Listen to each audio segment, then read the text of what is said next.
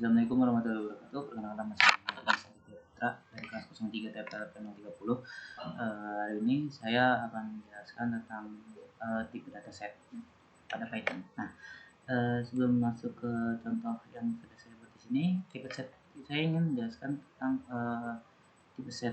tipe dataset terlebih dahulu. Nah, tipe dataset ini hampir sama kayak tuple, sama kayak list, sedangkan juga dictionary. Cuman spesifik ya, set itu adalah kumpulan data yang tidak berurutan dan tidak dapat diubah dan juga tidak dapat diindeks. Nah, di set itu juga nanti kita kan kalau seperti tuple dan yang lain-lain kita kan pasti membuat variabel yang berisi data. Nah, data-data yang nanti pakai input di set ini itu tidak sepenuhnya bakal berurutan. Jadi ini kan contoh di sini sudah saya run sekali contoh setnya. Di sini kan bisa kita lihat saya itu membuat data itu Nitro, Zephyrus, Legion, Strix, Predator dan juga Tough urutannya ya. Namun setelah saya run, nah di sini keluar itu Strix dulu, Predator dulu, Tough dulu, terus Legion, terus Nitro, terus Zephyrus. Nah kan tidak sama kan dengan yang sesuai urutan di set di atas yang saya buat. Nah itulah perbedaan dari set dari keempat yang tadi itu. Nah selanjutnya di sini juga tentang set. Nah di set, nah ini kita screen dulu, saya lupa maaf. Nah di sini juga printnya maksudnya bukan print ya, maksudnya variabel setelah variabel itu kan kita pasti membuat sebuah buka kurung ya. Nah kalau biasanya kan buka kurungnya itu buka kurung biasa yang bulat gitu kan, tapi bedanya kalau di set ini kita tuh makainya kurung kurawa. Nah di sini kan tadi sudah bilang juga perbedaannya di sini dia pakai kurung kurawa untuk menandakan kalau ini tuh set. Nah dimana menentukan ini set itu ya ini kurungnya itu kurung kerawa untuk ininya apa namanya setelah variabelnya. Nah di sini juga di set, di sini juga saya menampilkan kalau kalau di tuple tuh kalau nggak salah saya ingat di tuple itu dia memperbolehkan di dalam variabel itu data yang sama gitu kan. Jadi kayak misalkan legion nih, saya kan tulis 2 legion nih, nanti kedua legion ini bakal keluar kalau di tuple. Tapi bedanya dengan di set tuh, kalau di set itu kita bakal cuman keluar 1 legion. Nah kita lihat di sini Nitro, Strix, Tough, Zephyrus, Legion dan juga Predator. Nah legion yang satu ini tidak dibawa atau tidak ditampilkan juga. Nah ini cuman satu doang yang ditampilkan. Itulah juga ciri khas dari set. Atau kalau kita melihat yang hasil run seperti ini tapi dengan codingan seperti di atas contoh seperti contoh yang saya buat itu set. Jadi kita bisa tahu oh ini tuh tipe data set. Nah di sini masih ada juga fungsi len untuk menghitung berapa item yang ada di dalam set ini, sama kayak di tuple juga kemarin.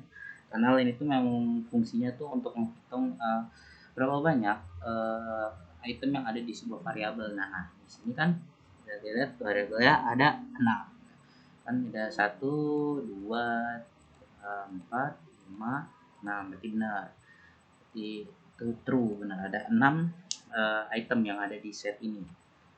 Nah selanjutnya kita sama dengan di tuple juga, set itu bisa memuat lebih dari satu tipe data.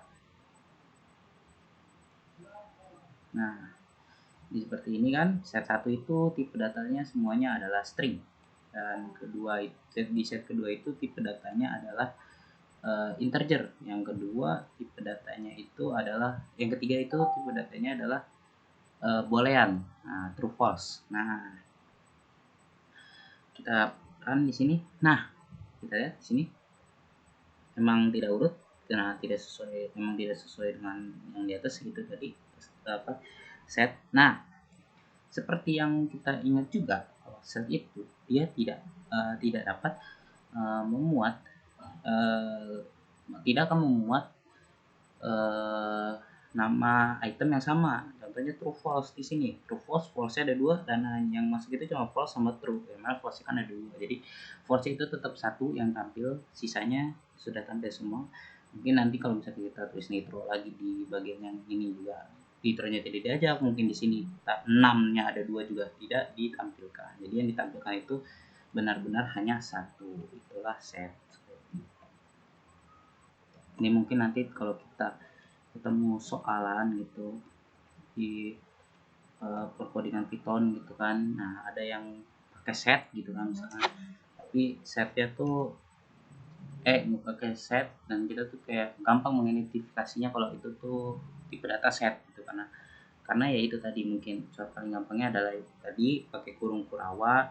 Terus kalau ada item yang sama di dalam satu variabel itu dia bakal tetap satu yang muncul, tidak 2. Kalau misalkan 2 muncul berarti itu kemungkinan tuple. Ini selanjutnya ada apa? Set itu juga sama kayak tuple, sekali lagi masih bisa memuat banyak tipe data, memuat banyak tipe data, memuat banyak data dalam satu input juga, itu bisa juga si set ini melakukannya.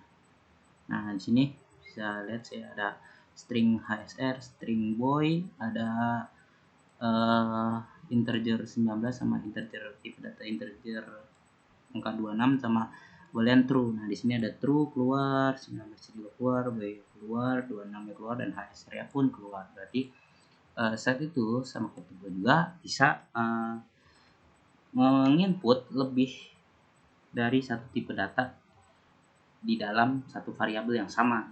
Jadi kalau kita mau variabel nanti dengan tipe data yang berbeda-beda itu bisa tereksekusi dan tampil nantinya di terminalnya. Nah, ini selanjutnya ada pengenalan pengidentifikasian tipe dari ini. Nah ini saya lihat sini hasilnya adalah kelasnya itu set. Kenapa set? Kenapa kan kalau di sini harusnya string ya, tapi kenapa set? Karena ya itu tadi, ini kita dibatasi oleh kurung kurawa ini yang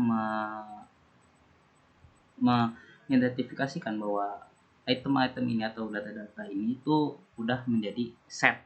Tipe data itu udah menjadi set. Seperti kalau kemarin di tuple itu dia ditandai dengan setelah itemnya itu ada koma. Nah, itu tuh membuat agar menandai kalau item atau variabel itu tuh sudah bertipe data tuple, dan kalau yang ini kurung kerawa itu menandakan udah bertipe data set. Nah, ini di sini kelasnya keluarnya adalah kelas set gitu.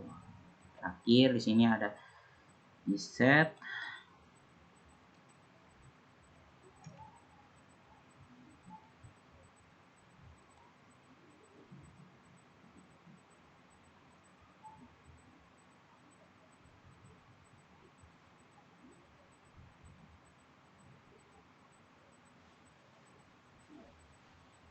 Nah,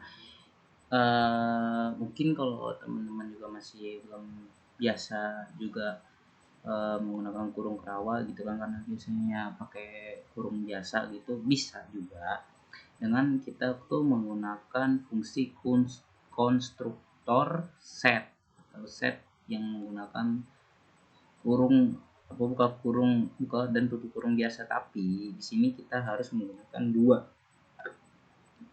Agar apa? Agar bisa dibaca, atau itu juga sama mungkin kayak di tabel gitu, kayak membuat set yang ada di dalam set. Tuh.